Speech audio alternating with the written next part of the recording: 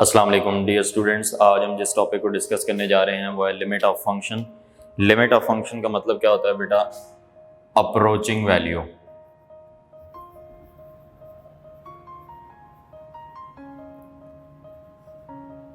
ये closest to the exact value of the function होती है। फॉर एग्जांपल, अगर मैं आपके सामने लिखता हूँ लिमिट x टेंड्स टू, इसको लिखने का ये तरीका होता है x tends to a f of x। अब यहाँ पे बेसिकली जो x अप्रोचिंग टू a है, इसका मतलब ये होता है, इसको हम पढ़ते हैं x टेंड्स टू a या x अप्रोचेस टू a। इसका मतलब होता है x is very very close to a but not exactly a। मतलब ये आपके पास exactly equal to a नहीं होगा, लेकिन a के इतना क्लोज होगा कि as close as possible। तो हम इसको अप्रॉक्सीमेटली यही ले लेते हैं कि हमारे पास क्या है, नॉर्मल मतलब a के इक्वल ही है। तो जब हम फंक्शंस के अंदर हम इसको पुट करते हैं, फॉर एग्जांपल एक सिंपल सी एग्जांपल लेते हैं, limit x tends to 2x plus 2। तो बेटा इसको इवेल्युएट करने का तरीका क्या होगा कि आप इसके अंदर लिमिट को पुट कर दें x की जगह पे 2, तो 2 प्लस 2 इज इक्वल टू 4 आपके पास लिमिट आ जाएगी। लिमिट के रूल्स को हम क्विकली यहाँ पे रिव्यू कर लेते हैं कि रूल्स ऑफ लिमिट क्या हैं। रूल्स ऑफ लिमिट में सबसे पहला है आपके पास सम एंड डिफरेंस रूल। अगर आपके पास दो फंक्शंस हैं और आप उनकी लिमिट्स लेना चाहते हैं, उन दोनों को ऐड करके या उन दोनों को सब्ट्रैक्ट करके, तो आप उनकी अलग अलग लिमिट ले सकते हैं। तो ये बन जाएगा limit x tends to a f of x plus minus limit x tends to a g of x। तो ये f ऑफ x और g ऑफ x की अलग अलग लिमिट्स को आप क्या कर सकते हैं, ऐड कर सकते हैं या सब्ट्रैक्ट कर सकते हैं, डिपेंडिंग अपॉन कि इधर क्या हो रहा है। अब देखें बेटा, इसको अगर आप बुक में देखेंगे तो स्टेटमेंट को कुछ ऐसे लिखा हुआ है कि limit of sum of two functions is equal to sum of their limits, और इसी तरह से limit of difference of two functions is equal to difference of their limits. Similarly आपके पास प्रोडक्ट रूल आ जाता है। दो फंक्शंस अगर मल्टीप्लाई हो रहे होंगे, x approaching to a f of x into g of x, तो ये है basically limit of product of two functions is equal to product of their limits. Limit x tends to a f of x into limit x tends to a g of x। Similarly एक limit के अंदर rule होता है बेटा quotient rule. अब quotient rule क्या होता है? क्वोशंट रूल में होता है कि दो फंक्शंस डिवाइड हो रहे हो, limit x tends to a f of x over g of x।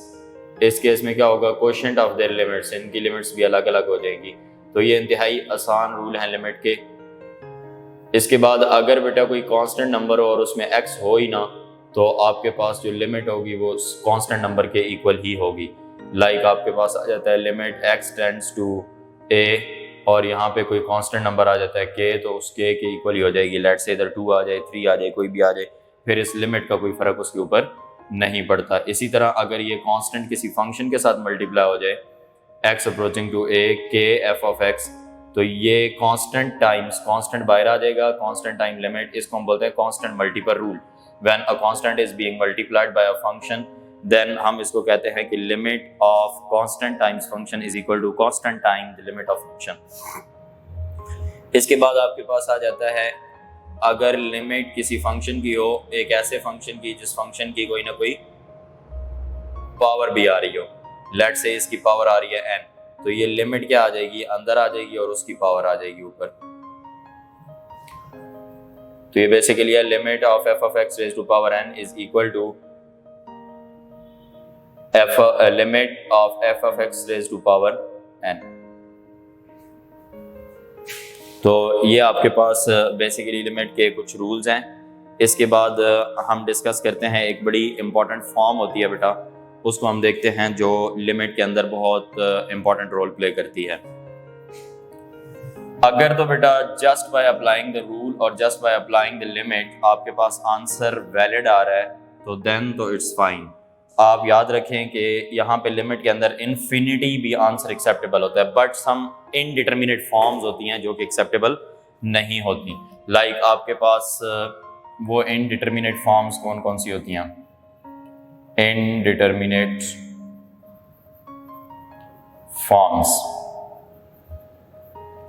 Indeterminate forms होती हैं बेटा आपके पास 0/0, infinity over infinity, 1 raise to power infinity.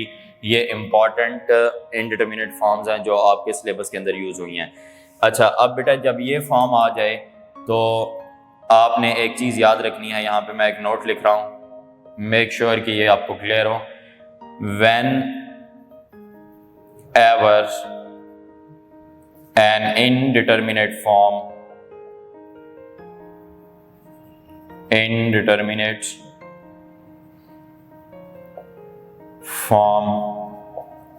appears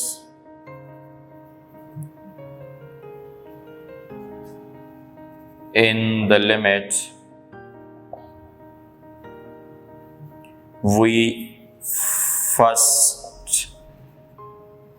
simplify, हम पहले उसको सिंप्लीफाई करेंगे क्वेश्चन को, दोबारा से एक्सप्रेशन को, simplify the expression and then apply the limit, and then apply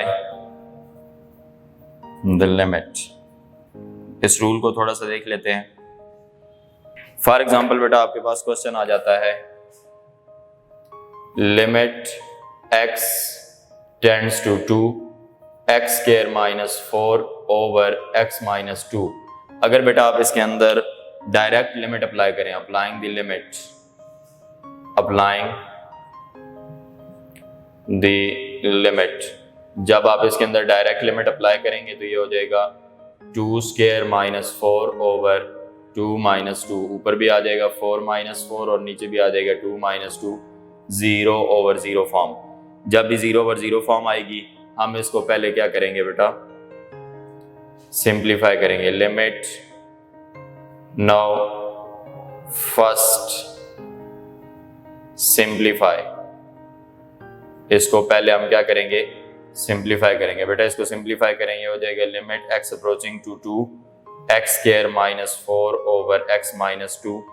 आप इसको लिख सकते हैं लिमिट x टेंड्स टू 2, और इसको आप लिख सकते हैं x minus 2 into x plus 2 over x minus 2। x minus 2 और x माइनस 2 कैंसिल हो जाएंगे। अब लिमिट अप्लाई करें तो 2 + 2 = 4। अब ये एक नॉमिनल सा आंसर आपके पास आ गया है। तो इस चीज़ को आपने बेटा ज़हन में रखना है, इंश्योर करना है कि आपके पास 0/0 form, infinity over infinity form, या 1 रेज़ टू पावर इन्फिनिटी, या हम इसको इन शॉर्ट कहें तो इनडिटर्मिनेट फॉर्म आपके आंसर में नहीं आनी चाहिए। अगर इनडिटर्मिनेट फॉर्म आ रही है तो you first have to rethink about question, और आपने उसको सिंप्लीफाई करने के बाद उसको इरेडिकेट करना है, ख़त्म करना है इनडिटर्मिनेट फॉर्म को, और आप प्रॉपर फॉर्म में आंसर लेके आएंगे। तो ये आपका लिमिट का क्रक्स है। हम एक और लेसन इसके ऊपर करेंगे इंशाल्लाह। Thank you very much.